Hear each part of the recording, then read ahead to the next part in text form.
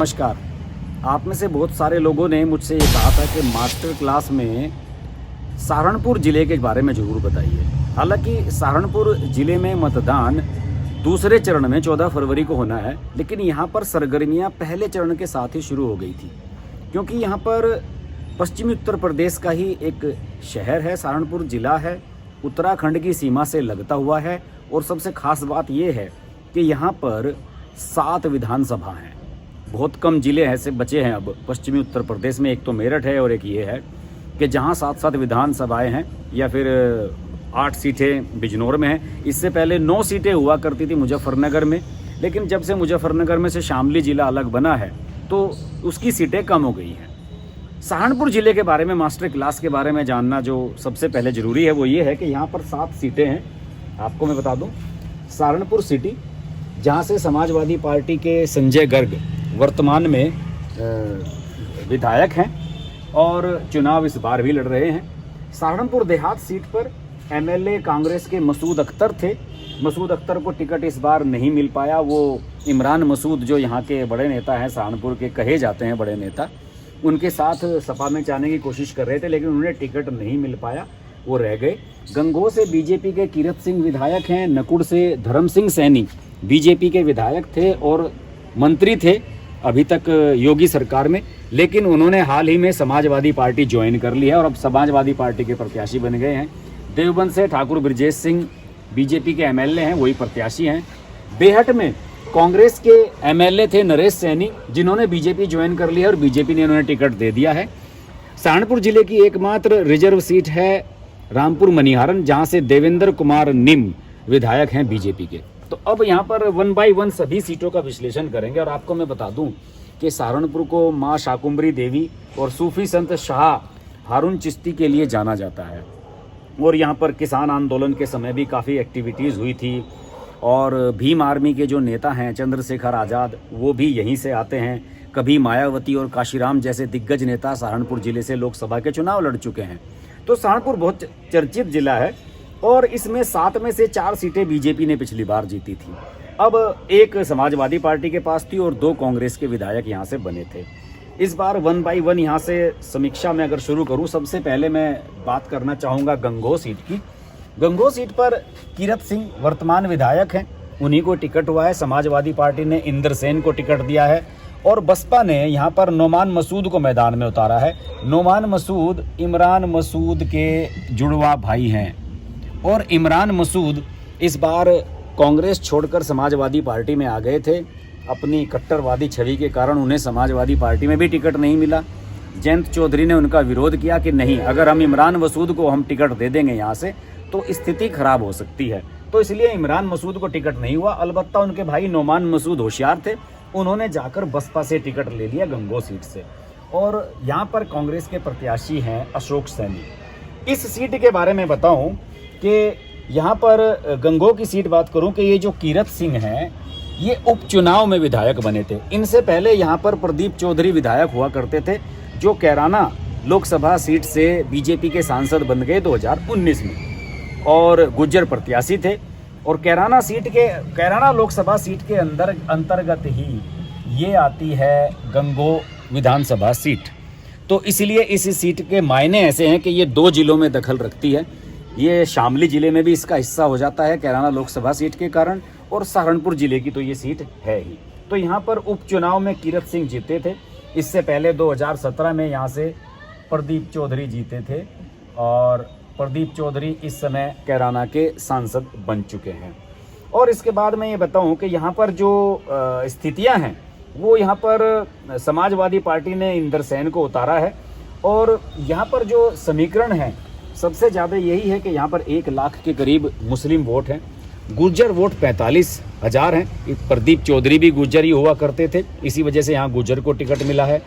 यहाँ पर दलित वोट 45,000 हैं, सैनी वोट 25,000 हैं। अशोक सैनी को शायद इसी वजह से कांग्रेस ने टिकट दिया है। इसके अलावा कांग्रेस हर जगह ये भी चाह रही है कि हम ऐसे प्रत्याशी मैदान में उतारें जो बीजेपी के वोट ज़्यादा से ज़्यादा काट सकें। इसी वजह से यहाँ पर सैनी प्रत्याशी को दिया है। ब्राह्मण 15,000 हैं, जाट 15,000 हैं और कश्यप वोट यहाँ पर 12,000 हैं। तो इस तरीके से जो गंगोह सीट है, यहाँ पर मुकाबला मुझे थोड़ा सा त्रिकोणीय होता हुआ नज़र आ रहा है, क्योंकि यहाँ बसपा के जो नोमान मसूद हैं वो भी मुझे फाइट में नज़र आ रहे हैं। अलबत्ता यहाँ पर लोग यही उम्मीद कर रहे हैं कि क्या बीजेपी इस बार यहाँ पर हैट्रिक बना पाएगी या नहीं, क्योंकि पिछले 2 चुनाव ये जीत चुकी है। नकुड़ सीट पर आते हैं।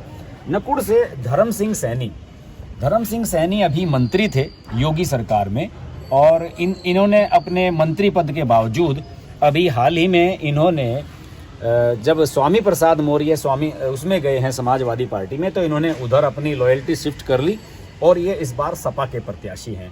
बीजेपी ने यहाँ से मुकेश चौधरी को टिकट दिया है, बसपा ने साहिल खान को, और कांग्रेस ने यहाँ से रणधीर सिंह को टिकट दिया है। यहाँ पर मैं बता दूं कि लगभग 1,30,000 जो मुस्लिम आबादी है ये निर्णायक है। 65,000 यहाँ पर दलित वोट हैं, 40,000 के करीब यहाँ पर सैनी वोट हैं, और यहाँ पर जाट फैक्टर ज़्यादा अहम नहीं है, लेकिन ये है कि यहाँ जाटों का फिर भी 12,000 के करीब थोड़ा सा यहाँ पर एक हस्तक्षेप है।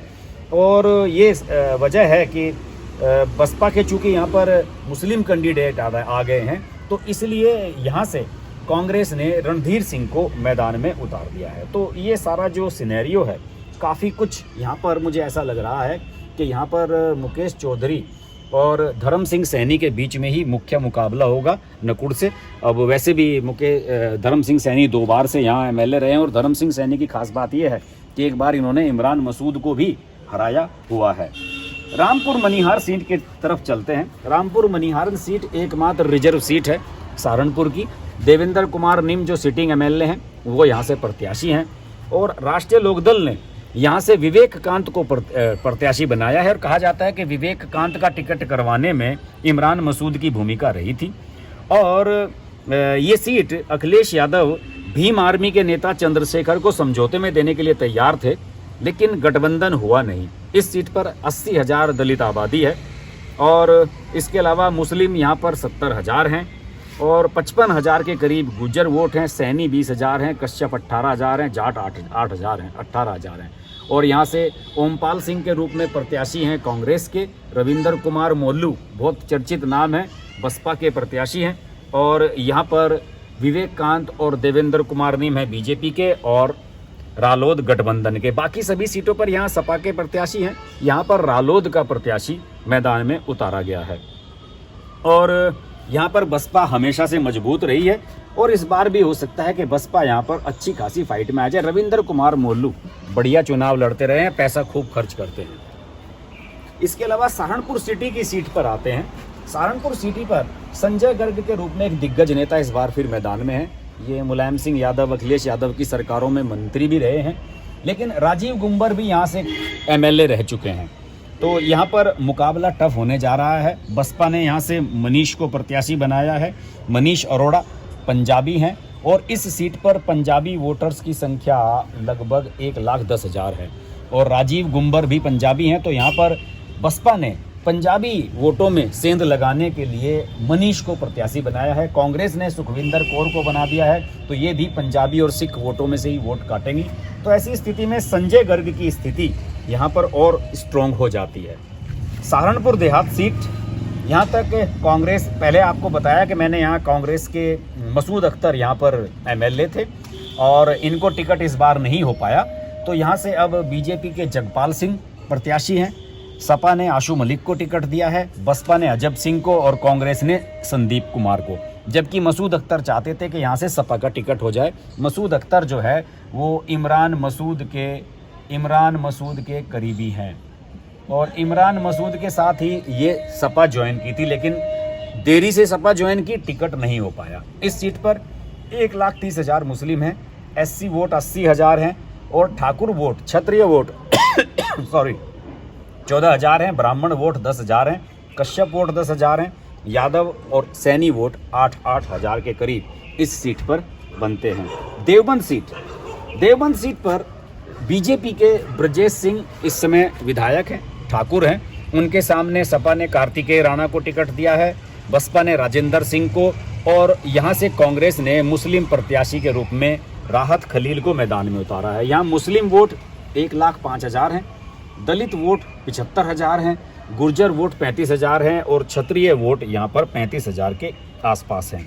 और ये गुर्जर और राजपूत जो वोट हैं ये मेन यहाँ पर डिसाइड करेंगे। ये ठाकुर प्रत्याशी हैं ब्रजेश सिंह इसी वजह से इन्हें प्रभावित करेंगे। और यहाँ पर गुर्जर और ठाकुर प्रत्याशी उनके सामने मैदान में हैं, तो यहाँ पर वोट डिवाइड होगा। और यहाँ पर देखने वाली बात ये होगी कि राहत खलील मुसलमानों के वोट कितने ले पाते हैं, जबकि यहाँ पर मुस्लिम वोट इतने ज़्यादा नहीं हैं। लोग ये सोचते हैं कि देवबंद में दारुल उलूम है तो शायद यहाँ से मुस्लिम प्रत्याशी जीतेगा, लेकिन मुस्लिम प्रत्याशी का जीतना समीकरण यहाँ से आसान नहीं बनता है। बेहट में भी रोचक मुकाबला होने जा रहा है। यहाँ पर कांग्रेस के विधायक थे नरेश सैनी, जिन्हें बीजेपी ने अपनी तरफ मिला लिया और अपनी तरफ प्रत्याशी बना लिया। यहाँ पर गठबंधन ने मुस्लिम प्रत्याशी को टिकट दिया है, क्योंकि यहाँ पर 1.5 लाख मुसलमान वोटर हैं। यहाँ पर मुसलमान वोटर बांटने के लिए यहाँ बसपा भी मैदान में है, उन्होंने रईस मलिक को टिकट दिया है, जबकि कांग्रेस ने पूनम काम्बोज को टिकट दिया है। और पूनम काम्बोज को टिकट देने की वजह यही है कि कांग्रेस ऐसे प्रत्याशी मैदान में उतार रही है जो बीजेपी के वोट काटे। इस सीट पर मुस्लिम 1.5 लाख हैं, दलित वोट 65,000 हैं और इस पर सैनी वोट 35,000 हैं, ठाकुर वोट 15,000 हैं, कश्यप वोट 10,000 हैं। तो यहाँ पर भी मुकाबला बेहद रोचक होने जा रहा है। तो फिलहाल जो समीकरण बन रहे हैं यहाँ पर, उसके हिसाब से हम कह सकते हैं कि सहारनपुर में इस बार भी 4 सीटें जीतने की जो चांसेस हैं वो बीजेपी के ठीक ठाक फेयर नज़र आ रहे हैं। हालांकि शहरी सीट पर मुकाबला टफ होगा, लेकिन सहारनपुर देहात सीट पर बीजेपी के चांसेस बढ़िया हैं, गंगो पर उसके चांस बढ़िया हैं, देवबंद में बढ़िया हैं और बेहट में भी उसके चांस बढ़िया बनते हुए नज़र आ रहे हैं। तो ये सारा विश्लेषण रहा। और इस सब के बीच मैं ये बता दूं कि आपको इस ज़िले में इमरान मसूद के नाम को लेकर काफ़ी खबरें चली हैं और इमरान मसूद यहाँ से सिर्फ एक बार एमएलए रहे हैं और 2002 में निर्दलीय लड़े हैं। उसके बाद धर्म सिंह सैनी से भी चुनाव हारे हैं और कई बार लोकसभा का चुनाव भी हार चुके हैं। उन्हें यहाँ पर दिग्गज नेता माना जाता है, लेकिन हकीकत बात यह है कि इस बार का जो समीकरण बना है उस समीकरण को देखते हुए इन्होंने इस बार गठबंधन ने मुस्लिम प्रत्याशियों को कम से कम मैदान पर उतारा है। और इन सभी सीटों की मैं बात करूं तो केवल 1 या 2 सीटों पर ही मुस्लिम प्रत्याशी यहां पर नज़र आ रहे हैं। सहारनपुर का चुनाव दिलचस्प होगा, इस पर हमारी नज़र बनी रहेगी। आप देखते रहिए हर्ष की बात लाइव। नमस्कार दोस्तों, मैं हूँ रवीना टंडन और आप देख रहे हैं हर्ष की बात। हर्ष जी एक बहुत ही सीनियर और बहुत ही समझदार जर्नलिस्ट हैं एंड मेरे मित्र भी हैं। तो बहुत खुशी है मुझे आपको बताने के लिए कि उनका ये जो YouTube चैनल है बहुत ही कामयाब है और उसके लिए मैं उनको बहुत मुबारकबाद देना चाहती हूँ। एंड एक चीज़ ज़रूर कहूँगी उनके लिए कि वो बहुत एक अच्छे इंसान भी हैं।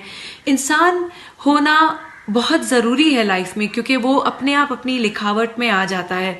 तो बहुत ही कम ऐसे हमारे होनहार जर्नलिस्ट रह गए हैं हमारी इंडस्ट्री में जो सोचकर और समझदारी के साथ, रिस्पॉन्सिबिलिटी और जिम्मेदारी के साथ आर्टिकल्स लिखते हैं। सो कॉन्ग्रेचुलेशंस हर्ष जी एंड आप लोग ज़रूर देखिए, लाइक कीजिए हर्ष की बात।